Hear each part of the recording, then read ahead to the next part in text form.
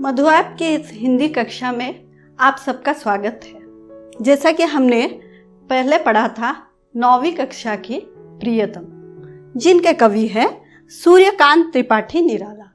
सूर्यकांत त्रिपाठी निराला जी ने बड़े अच्छे ही तरीके से कुछ कहा है। क्या कहा? प्रियतम कविता को एक अच्छी सी कहानी के द्वारा समझाया है कि किस तरह से हम भगवान के या फिर बच्चों के माँ बाप से हर एक के हम प्रियतम बन सकते हैं। तो वो कहानी क्या थी? हम लोग पहले भी ये पढ़े हैं कि हम लोग किस तरह से प्रियतम बन सकते हैं। किसके प्रियतम? भगवान के प्रियतम या फिर अपने हर किसी के प्रियतम। किस तरह से हम बनेंगे कि इससे पहले हमने पढ़ा कि एक किसान था जो कि दिन में 3 बार, बस 3 बार भगवान का नाम लेता था। किस तरह से लेता था कि वह अपना काम करता था, फिर आकर भगवान का नाम लेता था, सुबह, फिर दोपहर को, फिर रात को, बस 3 बार उसका नाम लेता था। तो भगवान जी ने क्या कहा कि भगवान विष्णु जी ने कहा नारद जी से, कैसे आपका यह प्रिय भक्त बना, किस तरह से यह प्रियतम बना। इससे पहले हमने पढ़ा था। आगे चलते हैं कि बस 3 बार कहते ही कैसे वो आपका प्रिय भक्त बना। बस केवल 3 बार नारद चकरा गए। दिवा रात्रि जपते हैं नाम ऋषि मुनि लोग, किंतु भगवान को किसान ही यह याद आया। गए वे विष्णु लोक, बोले भगवान से, देखो किसान को, दिन भर में 3 बार नाम उसने लिया है। बोले विष्णु नारद जी, आवश्यक दूसरा एक काम आया है, तुम्हें छोड़कर और नहीं कर सकता।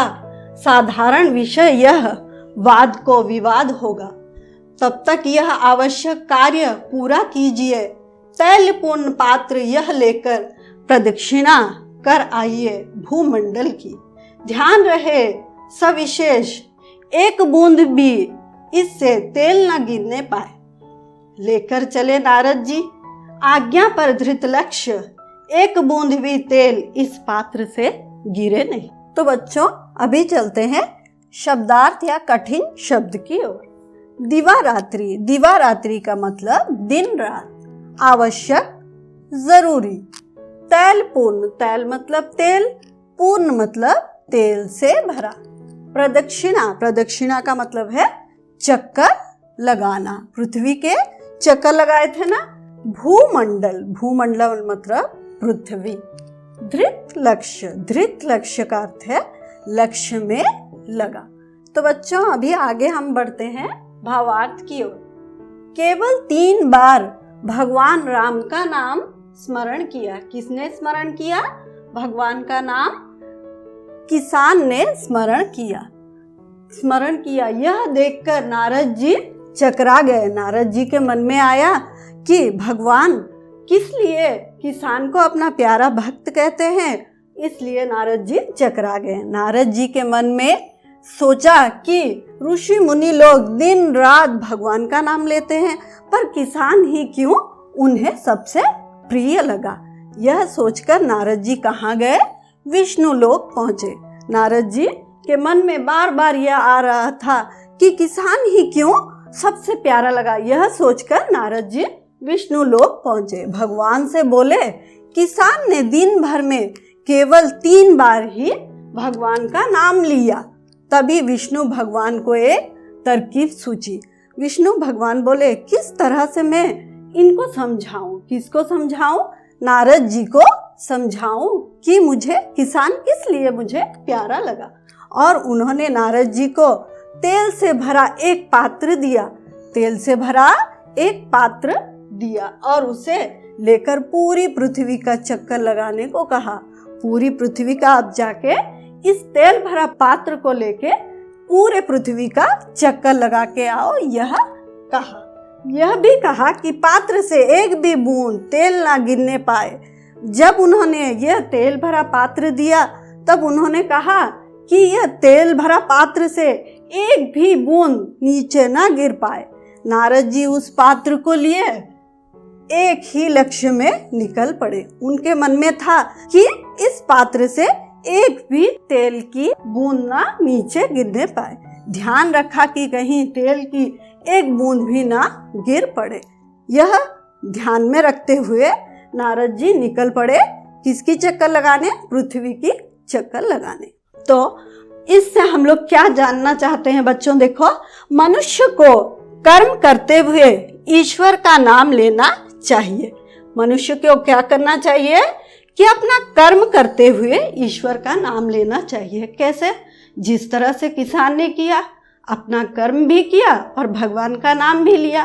बस 3 बार लेते ही नारद जी बोलने लगे कि किस तरह से ये उनका भक्त हुआ।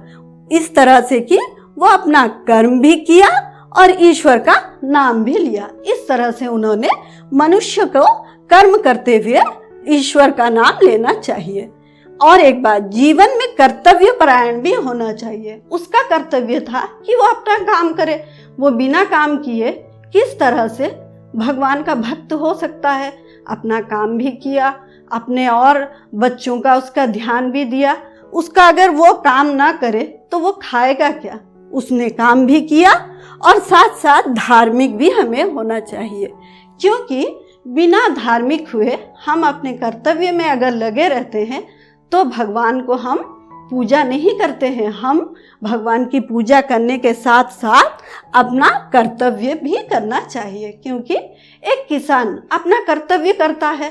उसी तरह से अगर नारद जी भी अपना कर्तव्य करने लगे कि तेल का पात्र लेते हुए चलने लगे कि एक भी बूंद जिस तरह से भूमि पर ना पड़े।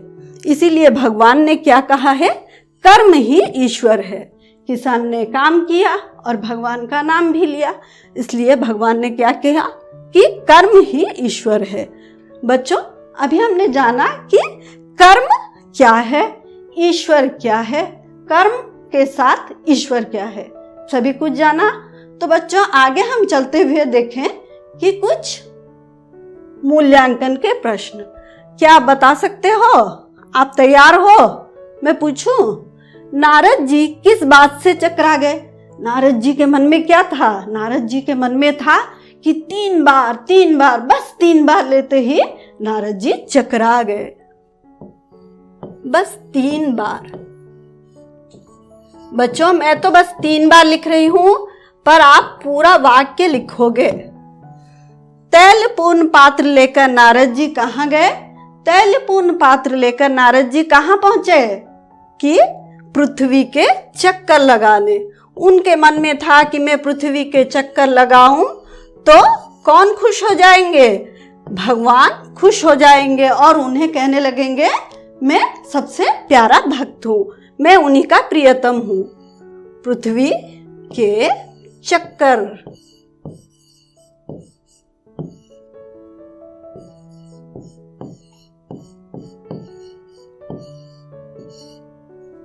कौन नारद जी की परीक्षा लेते हैं?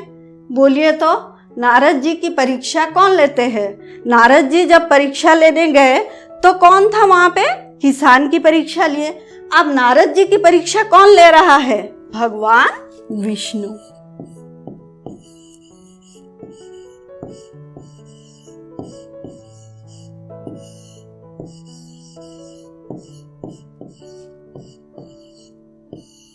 तो बच्चों देखो कि भगवान और किसान दोनों की परीक्षा होती है, तो आपकी भी परीक्षा हो सकती है।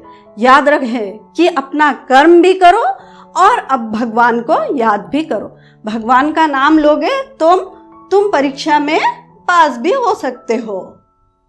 सिर्फ भगवान का नाम ही लेते रहोगे और पढ़ाई नहीं करोगे तो आप पास हो सकते हो? नहीं। तो आगे चलते हैं भाषा ज्ञान के बारे में। इन्हें क्या कहते हैं लिखिए। आप बता सकते हो? जो खेती का काम करता है वह है, अभी हमने पढ़ा ना किसान के बारे में, किसान के बारे में पढ़ा या नहीं? हाँ जी। जो खेती का काम करता है उसे क्या कहते हैं? किसान।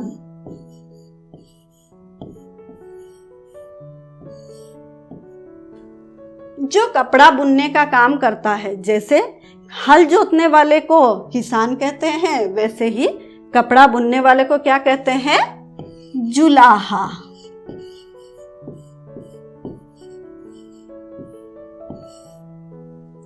जो रोगियों का इलाज करता है वो है, जो रोगियों का इलाज करता है वो कौन है? डॉक्टर। हाँ जी, ठीक।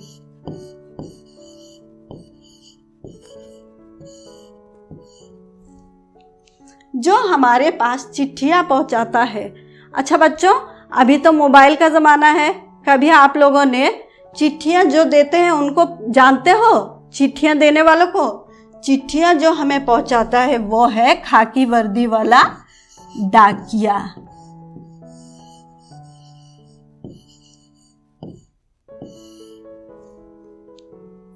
तब आगे चलते हैं। बच्चों, याद रहे कि आपके अपने पढ़ाई में आपने पढ़ा कि प्रियतम क्या है। ये एक कहानी के माध्यम से आपको बताया गया कि किस तरह से आप प्रियतम बन सकते हो। भगवान विष्णु की भी परीक्षा हुई, एक किसान की भी परीक्षा हुई। किसान की परीक्षा किस तरह से हुई और भगवान विष्णु जी की परीक्षा किस तरह से हुई, आगे हम पढ़ेंगे। और इसीलिए आज तक के लिए आज की कक्षा समाप्त करते हैं। धन्यवाद।